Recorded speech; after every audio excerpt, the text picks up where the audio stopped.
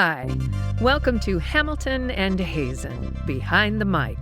Join author M.L. Hamilton and me, I'm narrator Kelly Hazen, as we discuss our latest audiobook. Born from more than a decade of award-winning collaboration and almost 100 audiobooks we've produced together, listen to the ins, the outs, the ups, and the downs, the inside track you love to follow, Behind the Mic. Welcome to Behind the Mic number 24. Hi, Kelly. Hello. How are you? I am well. I'm very excited. I'm excited for so many reasons. It's the rest of the country is like suffering, all these horrible things are happening. The tornadoes in North Dakota, and I guess it's really, really hot in my hometown in Kansas City. Yeah. And it's so beautiful out here. I know. We deserve the break. I mean, we've A mild June for us, hasn't it been? It's been really weird. Yeah, very interesting. Yeah. But what is this? This is number 24, right? We're here for FOLLOWERS of ELDON. Yes, so we're going to be talking about the next in the World of Samar series, the Followers of Eldon, which we just wrapped up and has been going through the proofing or whatever their quality assurance. And so it should be out like in a week or so. Yeah, 7 to 10 days. That's another reason I'm excited. It was so good to get back to this series. This is another one, just like Peyton. And actually, I know we're supposed to talk about Followers of Eldon, but just as an addendum to, or a postscript to, what was the last Peyton called? I'm getting so old. What was the last book called?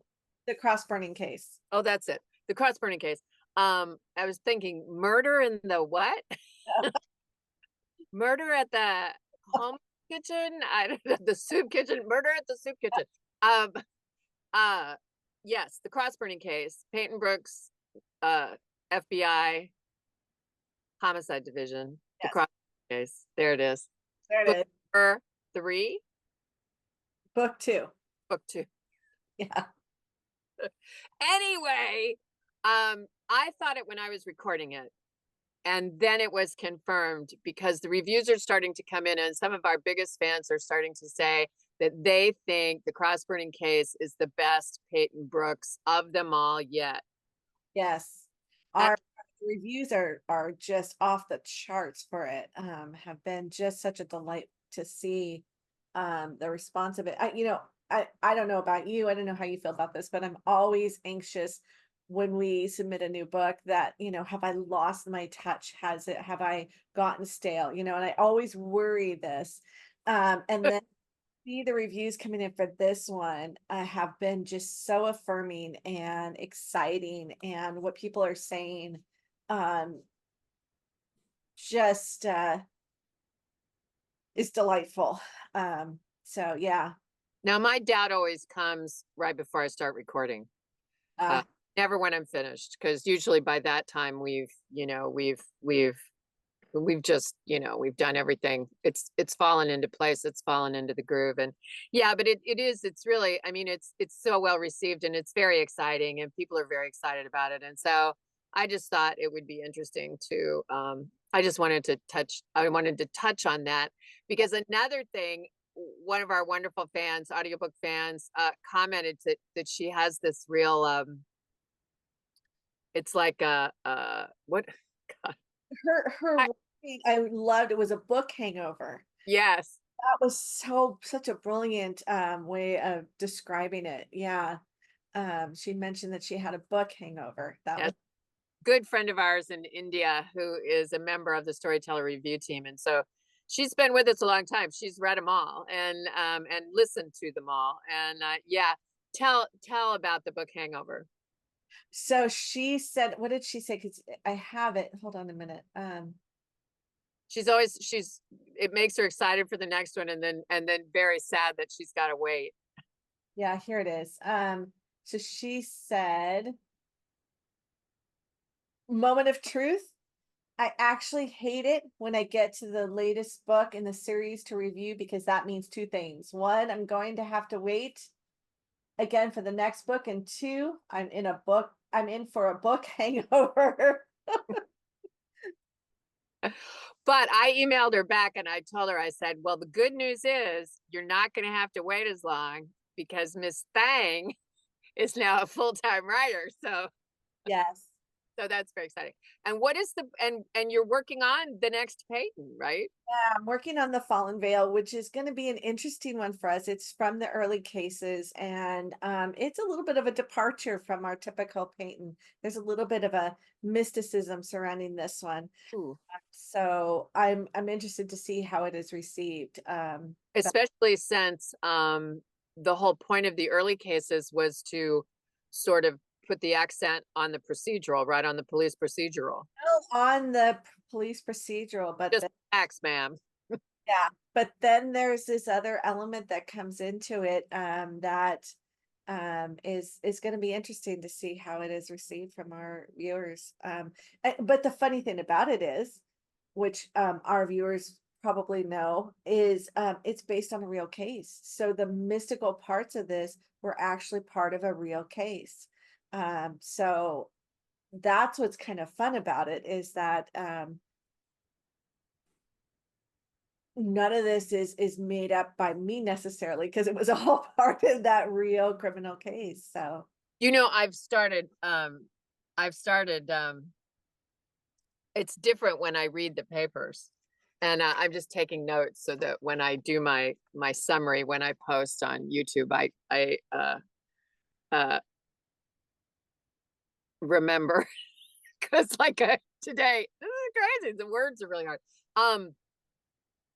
I'll be reading the newspaper or something will happen and I'll think to myself, I know. could that be a Peyton Brooks case? Could that be a Peyton Brooks case? I mean, it makes listening to the news a whole different experience. You're not the only one who does that. My oldest son does that. He'll send me these stories and he'll say, I think this should be one of your books. I think this should be the case for one of your books. And so I love it. yeah. Everybody wants to help you write your books. Oh, and I have to say, before we move on, I have to say, what I said to begin with is that I think you and I are starting to look alike. I mean, my hair's been like this for a while now, but there's something about us today that just, we look so similar.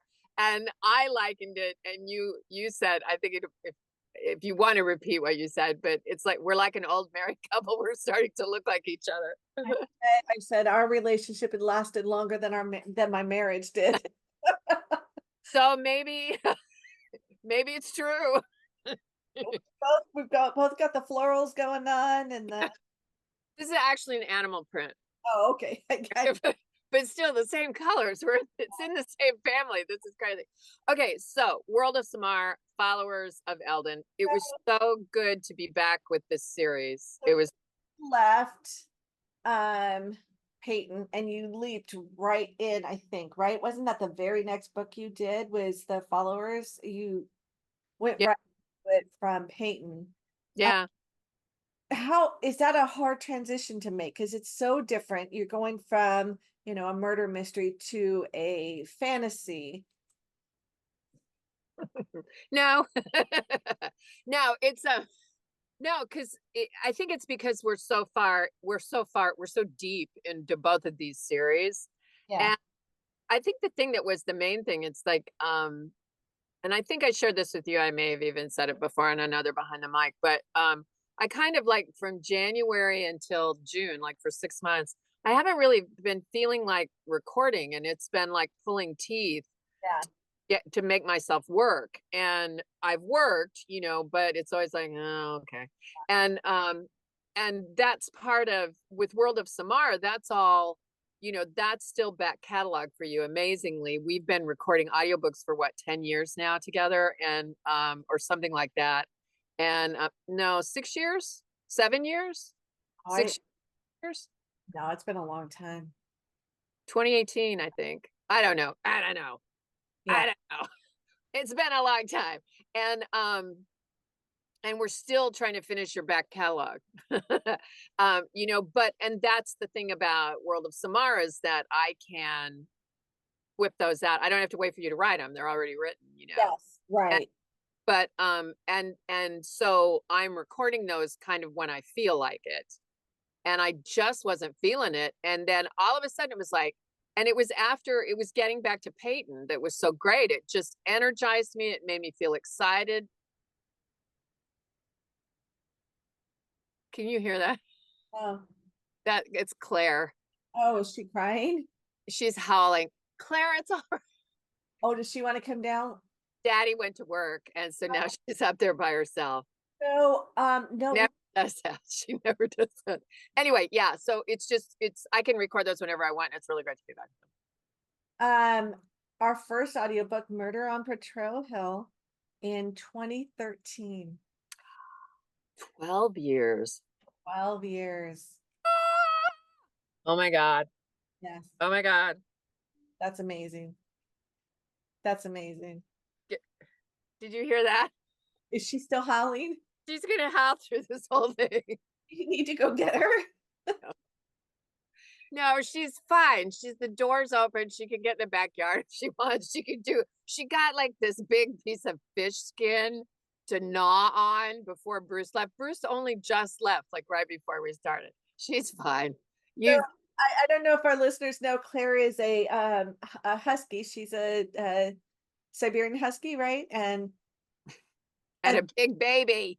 they're very vocal. Well, so just before we got on here, I'm sitting here getting ready to go on, and behind the screen is a credenza, and Bailey is always getting her balls lost under that darn credenza there. And so I'm sitting here and I hear her doing this moaning, and I'm like, what in the world is wrong with her? And I got up and I thought, is she sick? Is there something wrong? Is she in pain? And she's looking under the credenza. So I got down and I looked and I didn't see anything. And so now I'm getting concerned, right? And I'm thinking I'm gonna have to call you and say, look, I gotta figure out what's wrong with Bailey. I can't do this right now. And then she kept doing it, and then she started pawing under there. So I got down on my hands and knees again, and I saw it was way back in the back corner, but there was a ball under there, and she was not going to stop until I got that darn thing out. She sounds like a husky. If they like stub their toe, Angel was our first husky, and if we were on a walk, and he stepped on something like a burr or something, and he, for the entire walk, then he walked with his paw up, and he was like whimpering, and we would stop and I would go through his paw to make sure, it didn't get in between the pads or whatever. And he was perfectly fine, but they act like they've had, a foot amputated. So she'll be fine. She'll be fine. I can't imagine we'll be here that long that she wouldn't be fine. Anyway, so Followers of Eldon. So this is like, it's not that they're starting to, so World of Samar had like this main drag for a lot of books. Yes. And now it's started to, it's Talar's children, right? That's kind of what we're dealing with in these three, because Followers of Eldon is the final book in the second box set, or the third box set, right? Third yeah. Box, yes. Yeah. And so, it's really interesting. It's really, because Tyla was Zion's of Eldon. Yes. Yeah. And now, Amarok. Yes. So yeah. We had Watchers, is the one where they go across the ocean, and then we came back, and now this is the third sort of Talar, Talar's children. Right. Kalis is a fixture in all three of them. Is his firstborn, right? But Amarok is sort of the secret, or the missing child, or the secret child that nobody knew about. Right. Kept under lock and key for the vast majority of his life. And so it's sort of his story interposed with the story of Dorland, which we visited in the sanctuaries of Eldon. So way back in the 5th book, we had Talar come to Dorland and the siege that Sarkisian had on Dorland for generations. And so we have not been back to Dorland in all this time. And then this book takes us back in the story of the king of Dorland and what happens to him and his family. It's interesting because, as you said, Sanctuary was like book 4, wasn't it, or 5, I think. 5. And Followers is 8. Yes. And you said you're so funny with this series because you wrote it such a long time ago. Yeah. That you're sort of hearing it again for the first time. Yeah. When you're listening to what I'm doing. So you're not giving me like any, hey, No, we're going to be back in Dorland. no. And So take it easy. the funny thing is, what's so weird about this is that you would text me and you would ask me a question, and I'd be like, or you'd say, oh, that scene really was powerful or something. I'd be like, okay, you say so, because I can't remember it. It was written so long ago that like you were telling me what was happening in the book. It's a really good story. It's a really good story. And it also revisits a situation that occurs in Sanctuary in terms of a writing technique or gimmick that you, I don't want to say gimmick, device, there's the word, in terms of someone's going to tell a story, and then instead of continuing with that person telling the story from their point of view, the next chapter or the next scene actually takes you to the story, which then becomes the current present. And we used, I think I mentioned this on Facebook, we used on my Facebook page for Storyteller, we used Bruce composed a theme for that event so that listeners would know what was going on. And it was, Sanctuary was a while ago because we haven't been cranking these out like one right after the other. And I started reading it and I was going, we got to do something with this, and I mean, we didn't have to, it's not like, because I think in Sanctuary, it was a little more specific. Like you'd have Parrish would be, well, let me tell you about the time. Yeah. And then, right. And then all of a sudden you're in that time, in that moment. This one seemed a little more subtle. So like the listener would have figured it out, but I was amazed at how well it worked. And that, it just, and we wound up, because a lot of this would happen like at the end of the chapter, as opposed to a scene in the middle, or maybe it'd be better if it was anyway, when Bruce wrote the theme back when we did Sanctuaries of Eldon book 5, he'll do this thing where he just, because these are little teeny, only a few seconds. So he'll just, and it's percussion, right? It's a soundscape. It's not lyrical. Yeah. He'll just throw down, like 3 or 4 rhythms and segments. And then he'll go, which one do you like? And I'll go, oh. And so we had extras. And so we just borrowed one of the other ones and used it to sort of sculpt the event a little more, but also to make it different, to make it its own, even though it was the same. Well, and this is different because I think in the one that really uses that technique a lot is the Scions of Eldon. The Spirit of Eldon. Those were different vignettes of Talar's life. Weren't necessarily in chronological order. It wasn't a linear storytelling. And in this one, it's one story and it's linear. It's one, even though the tellers may change, of who's telling this story, it continues on in this linear pattern throughout the whole book. When you say linear, you mean chronological? Yes. Yeah, Yeah, going in a chronological format. It doesn't bounce around in time. The book itself bounces around in time, but that story, that thread Right. stays in the same time. That story, whereas with before, this is funny. This is really esoteric conversation. Where before it was like, okay, we're going to talk about something else about Talar, Yeah, something else about Talar, something else about Talar, as opposed to we're going to tell this story. exactly. Yeah, and that keeps going and going and going, and It to was its the whole book, that story. I had forgotten how it weaves in and out of that whole book. And what's funny about it is that it starts, I mean, I don't think this is giving anything away. It starts as Shandar is giving Amarok telling him this story at night when Amarok can't sleep. it And actually starts in the prologue.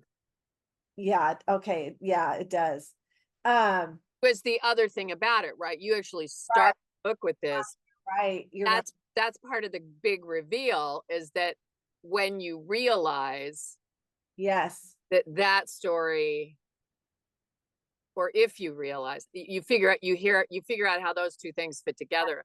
Really interesting. And it starts with that, and then as it goes through, other people start wanting to hear this story, and they start telling him, are you going to continue that story? And it becomes this sort of it serves a number of purposes. It tells that story that you're right. I forgot about that. That starts in the prologue and it carries it through, but it also is this bonding moment between those people going on the adventure, and it also is, I think, I had said to you before, the main character um goes through immense personal growth throughout the whole of the book.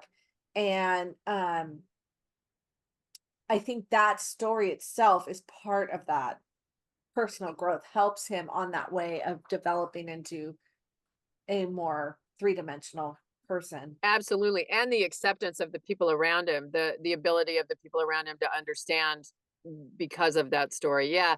It's I think it's masterfully done. And it Followers tackles some really interesting issues. I mean, equality and slavery and racism is a very specific conversation in the United States. It's very difficult. It's very difficult to get anybody to move off either side of wherever they land in that conversation, within the context of that conversation in the United States of America. I think in a very, again, the word subtle way, we look at those concepts not through African Americans, not through the United States of America, from a completely different, you know, and we're forced to take that cube, that three-dimensional object of slavery, of racism, and turn it just enough so that our perspective changes, and I was able, I think readers will be able, listeners will be able to examine their own feelings about those subjects in a different way. And I think that's really valuable, because it has the potential to change the conversation, or at least to change the way that people sit down at the table to have the conversation here in the United States. Well, and I think that's what good science fiction and fantasy does, right? It takes the issues that humans face and fight, and what I mean, this idea of slavery. There's a note in the next book that I did about the whole issue of slavery. I forgot I had put it in there, but there's a note in there about this issue of slavery and how it is not, we think of it as something that's archaic and past, and it's not. And we're still facing the ramifications of what had gone before, and it's still a very real presence in our society today. And what good science fiction should do is shine a light in a way that people don't feel that they're being attacked. So it's that, like you said, it's that shift, it's that turn of the that maybe allows people to be a little bit more open. I saw a meme where it said, in Star Wars, you were on the side of the resistance. In the Hunger Games, you were on the side of resistance. It talked about all of these fantasies where people align with the resistance to tyranny and to authoritarianism. And then it said, what are you not understanding about today? And it brought it, so it took that fantasy lens and it said, here's all this where you were fighting yourself, and then here's where your reality is. How are you not understanding the similarities? How are you not seeing the connections? It allows, it allows the listener or the reader or to become an objective observer as opposed to a participant in the argument, and when the pressure's off, then that you feel you aren't afraid to then examine how, your own, the pressure's off, and who I always thought was a master at that was Gene Roddenberry in the Star Trek series, particularly Star Trek Next Gen. I mean, he would, they would go someplace and the responsibility that they felt, I mean, even it was the prime directive, right? We can't interfere in the progress of this society. And that's a different issue, right? That's not in Followers of Eldon. That's a completely different issue. But I bring up Gene Roddenberry because I just think he was so successful at it.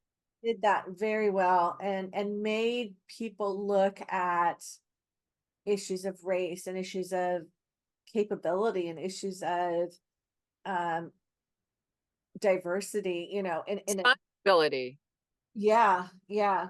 And what, to me, one of the things with Followers is Aiden's fall. And I don't want to go too much into that because I don't want to give too much away, but that idea that you can be at the pinnacle and think you are untouchable and you are all powerful, and how fragile and fleeting and erroneous you are, right? In believing that. Grateful. Yeah. Ungrateful. Yeah. For the most simple, for the simple things. There's three things that I really love about Followers. The first one is that it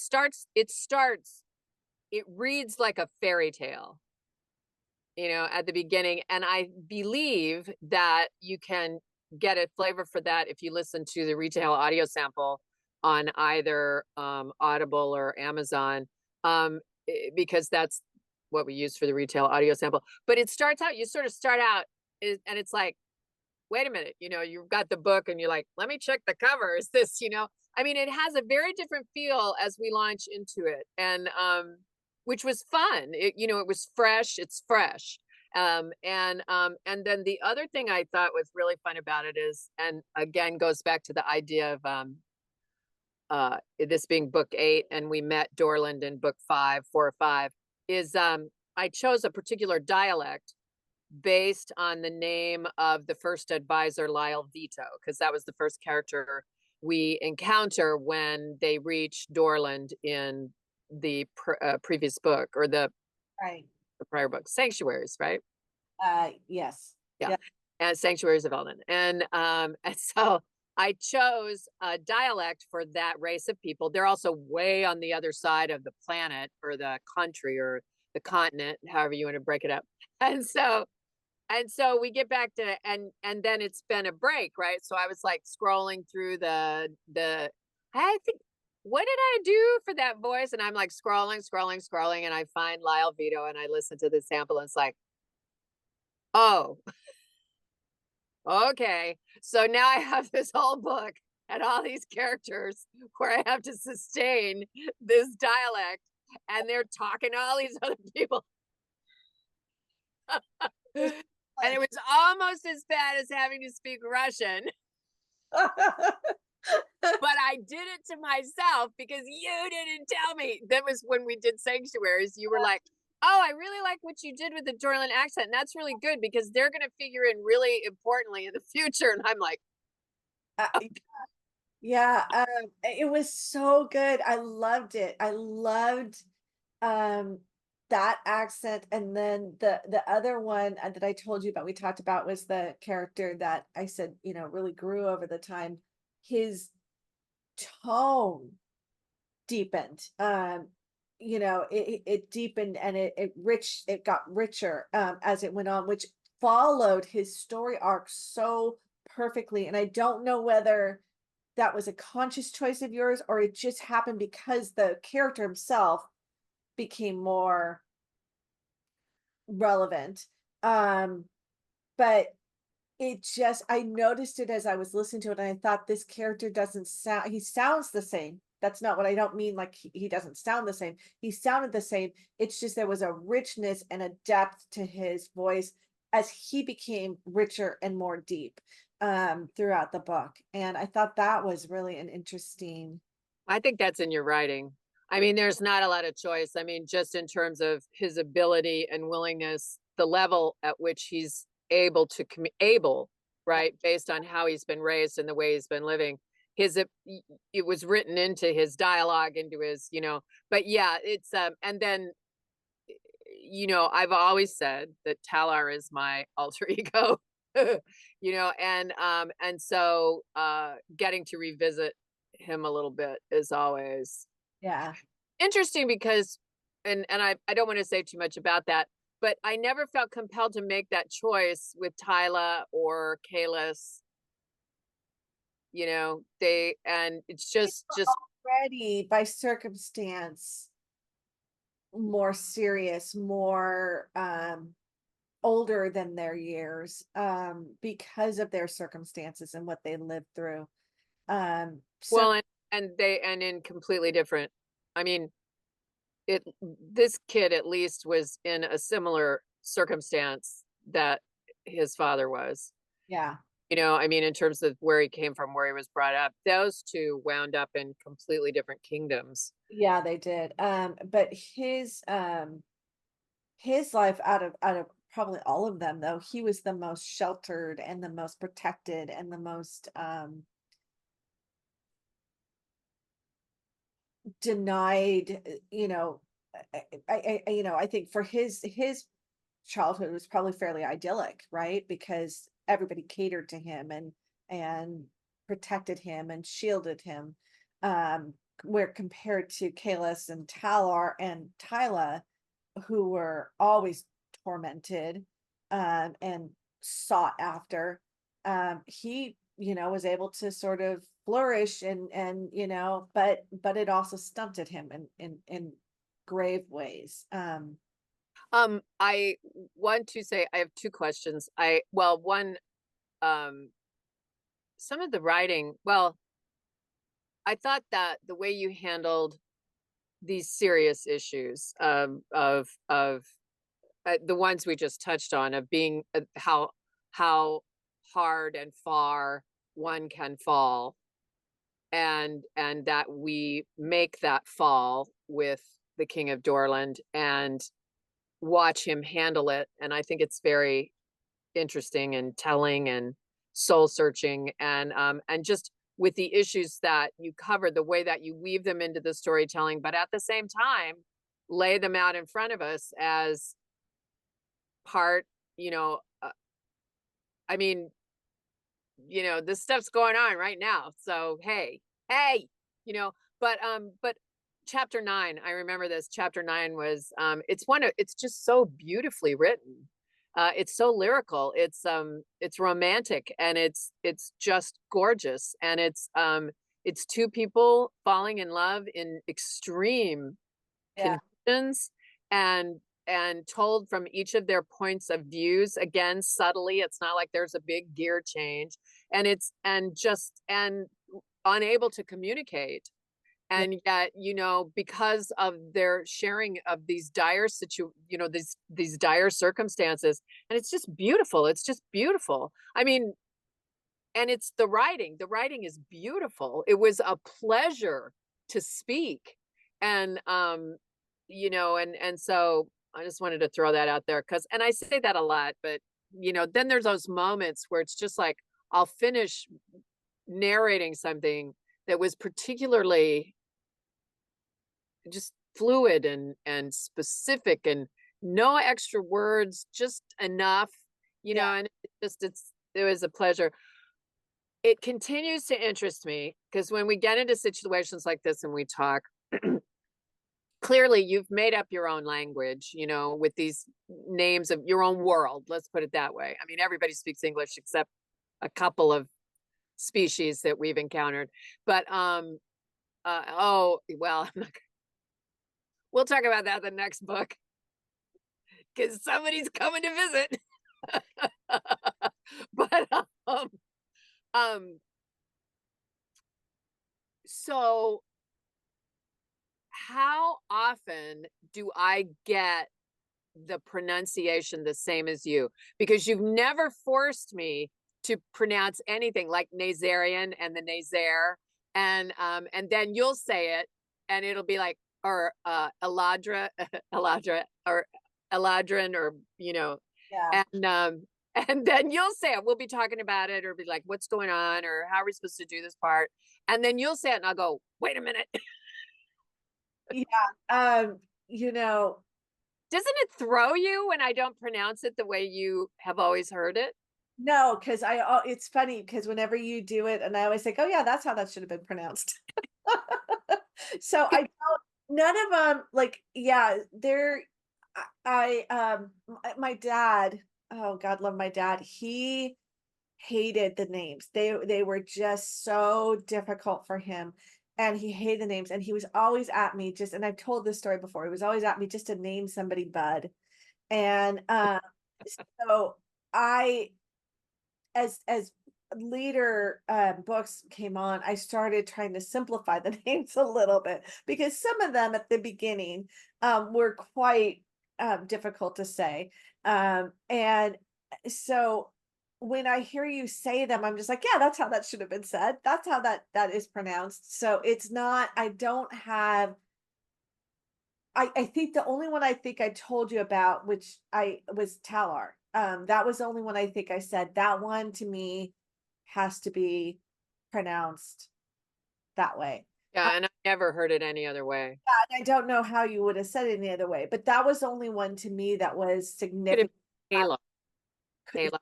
But yeah, I mean, I'll pronounce it, and if it sounds good, yeah. oh, and if it doesn't, like Taylor, that doesn't sound, that's too much work. And so I'll fiddle around with it until it's like, oh yeah, that sounds yummy, you know. But I just love Sarkisian and Ocean and you know, Dorn and all the whole world and all the people. I love it. I love them. We had one debate, and I can't remember whose name it was, but there was one. You said, what do you think? How should I say this? And I think it should be this way. And I went, yeah, I think that sounds good. And then you changed it. I can't remember whose it was, but you changed it. You said, no, that's too hard to say. I'm going to change it to this. And then you went back and you fixed it. And I think that was the only time that you ever really asked me to weigh in on the pronunciation of any of the names. You know, my sister's reading these now, Martha. And sometimes on Facebook, when I recommend books, if Martha, I mean, a lot of what I read is because Martha says it's good. So I'll always say on Facebook, this is a Martha recommends. And so she's reading your books now. And she's I think she's somewhere in the middle of Star of Eldon. And she's hooked. And it's funny because I actually gave them to my brother-in-law, Martha's husband, Charlie. And then Martha, she did this like with all his Christmas presents. She just goes over and she takes them. And so she started reading the books and she's like, this is really good. And so she's starting to text me like I would text you, you know, and she goes, I think Sai is their father, and you know, and stuff like that. And I'm like, wait a minute, what? That was a long time ago. No, Yeah. but she's going. So I actually have to, when we finish taping this, I have to talk to you about what the best way is, because I need to send her all the rest of the books. How funny. That is amazing. She loves them. She loves them. And yeah, and but and it's funny, and she's not listening to the audiobook. She's reading the books. Yeah. Oh, What funny. I chopped liver. You know, the thing about those books is that they're a commitment because they're so big. I mean, they're truly epic fantasy, so they're a huge commitment for people. But it's yeah, it's interesting. Because so you inspired me listening to it again. It had been so long since we had done one. It had been so long since I had visited them. And I've kind of become so enmeshed in writing the murder mysteries that I forgot how much I enjoyed, fantasy was my first love, right? Wasn't it great? It's great to be back. It was great to be back with them. So inspired me. So I went looking at the next one. Like there's I think three more Mhm.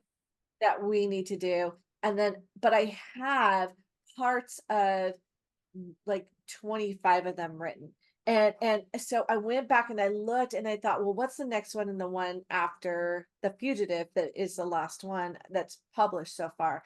And I thought, well, what's the next one that is after that? And what does it look like? Like what did I have written already? And I had 15 chapters already written of this book. And then I just stopped. I just stopped writing it. So I thought, well, what would it take to kind of go in and kind of massage it and get it ready, to release. And so I've been so I'd like to write in the morning, and now that I'm retired, I have more time. So Yeah. I my patent in the morning, and then do other things during the middle of the day, and then in the evenings just before dinner I come in and I start editing and pulling together the threads of this story. And Uh, up to chapter 9 already, and I'm enjoying it. I'm really enjoying that, seeing where I was going with this story and how it was unfolding, and it's very different from the others in the series. This is going to be another departure um from where we were. wow. um and so it was listening to followers that got me interested and excited to go back and explore, some of the other ones. And so it was kind of funny because I knew I had written quite a bit of some of the books, but then when I open it up and I see I had written 15 chapters, like, why did I just abandon it? Why did I walk away from it like that? And Half, that's like half, maybe even, and depending on the story, it might be just over half the book.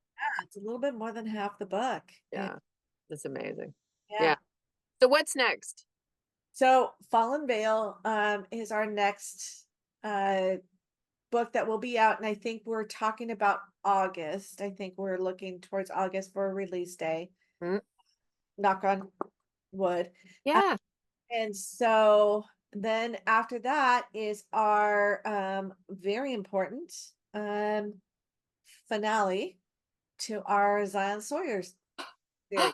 Oh boy, you're gonna get some pushback. There's gonna be blowback on that. People that don't want Zion to end.